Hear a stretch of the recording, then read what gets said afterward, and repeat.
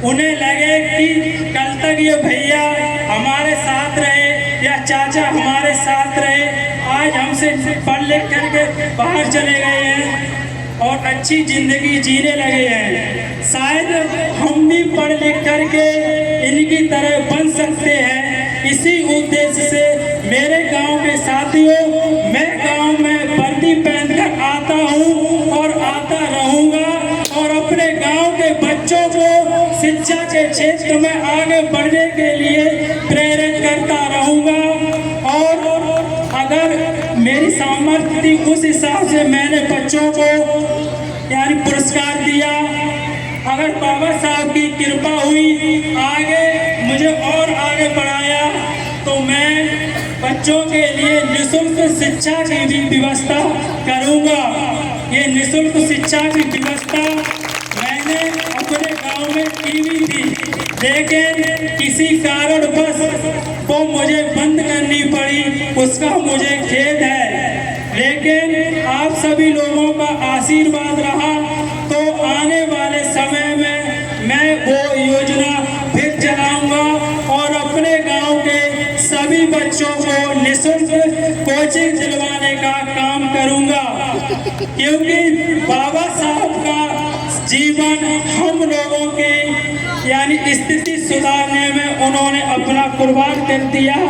तो हम लोगों का ये कर्तव्य है कि हम अपने समाज के लोगों को जागरूक करें, उनके माता पिता से कहें कि अपने बच्चों को पढ़ाएं। काम करना तो जिंदगी भर है, लेकिन जो बचपन का समय है पढ़ाने का, उस समय में अपने बच्चों को पढ़ाइए। हमने देखा है कि हमारे गांव में छोटे छोटे बच्चे मजदूरी करते हैं, तो उनके माता पिता से मेरा हाथ जोड़ के निवेदन है कि अपने बच्चों का भविष्य बर्बाद ना करें, उन्हें अपनी सामर्थ्य के अनुसार पढ़ाएं। और अगर आपको पढ़ाने के लिए पैसे नहीं है, अगर आपका बेटा या बेटी पढ़ने लायक है, तो ये मदन आज वायदा करके जाता है आपसे कि उसकी शिक्षा मैं पूरी कराऊंगा। तो इसी बात के साथ मैं अपनी वाणी को विराम देता हूँ। बात साहब से कहेंगे कुछ और बोले। Thank you. बहुत बहुत धन्यवाद के साथ ये बाबा साहब की असीम कृपा है, जो कि हमारे गांव में एक हमारा बेटा इस लायक बना जो कि आज आप लोगों के बीच में है। इससे आपको ये शिक्षा लेनी चाहिए कि हम भी अपने बच्चों को पढ़ाएं और आगे बढ़ाएं। ये मेरी भी इच्छा रहती है, लेकिन काल परिस्थितियों का से इन्होंने एक कोचिंग सेंटर खोला था।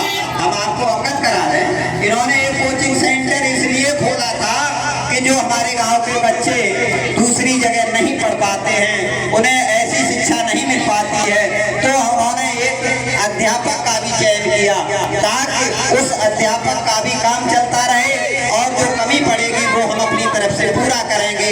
उसको कुछ लोगों ने निगेटिव सोच में ले जाकर, इनका पता नहीं क्या भला हो रहा है इसमें होगा, हम अपने बच्चों को पढ़ाएं, उसका पता नहीं कौन सा लाभ ये मदन पाल को मिलेगा। इस सोच के कारण विद्यालय बंद हुआ, वरना विद्यालय को बंद नहीं होता। हमने भी सुग्रीव माँ साहब से कहा कि अगर कभी हमारे सहयोग की आवश्यकता पड़े तो मैं भी आपके पास रहता हूँ, हमको भी बुला लिया करो। लेकिन अगर मदन पाल सिंह ने जो मिशन खोला है आगे बढ़ाने का और बच्चों को पढ़ाने का, इसमें अगर हो सके तो मैं भी अपना पूरा सहयोग कर सकता हूँ। लेकिन हमारे गाँव की कुछ परंपराएं ऐसी हैं जो उनमें हम मजबूर हो जाते हैं। तो मैं तो यही कहूँगा, आप हम लोगों को, हमारी पीढ़ी को ये उदाहरण सामने खड़ा है, कितनी मुसीबतें उठाई पिता ने, माता ने मुसीबतें उठाई, आज बाबा साहब की असीम अनुकंपा से इस लायक हुए, तो वो आपके सामने हैं। तो बाबा साहब के प्रति नारे बोलेंगे और उसके बाद आज का प्रोग्राम यहीं पर समापन है। और आप लोग प्रसाद लेकर के बड़े प्रेम से और उत्साह से आप लोग अपने अपने घरों के लिए प्रस्थान करेंगे, क्योंकि काम को समय है और सबके घर काम की जरूरत है। ठीक है। और किसी हमारी देवियों में, माताओं में, बहनों में अगर किसी को बोलने की क्षमता है तो वह आए, आपका ससम्मान स्वागत है। आ जाओ, कोई बेटी हमारी बोलना चाहे ना, तो फिर अब प्रसाद है, ग्रहण करो और हंसते हंसते घर को जाओ। हाँ, एक हमारा फोटो बना